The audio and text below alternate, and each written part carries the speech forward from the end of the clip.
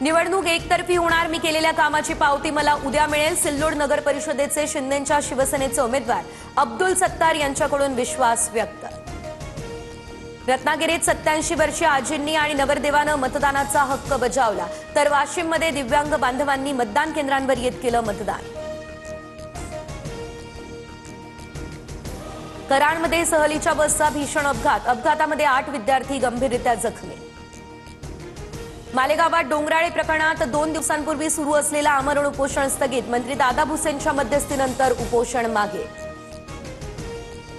मुंबई पालिकेने सुरू केलेल्या उपाययोजनांमुळे हवेत सुधारणा, मुंबईचा AQI 103 वर.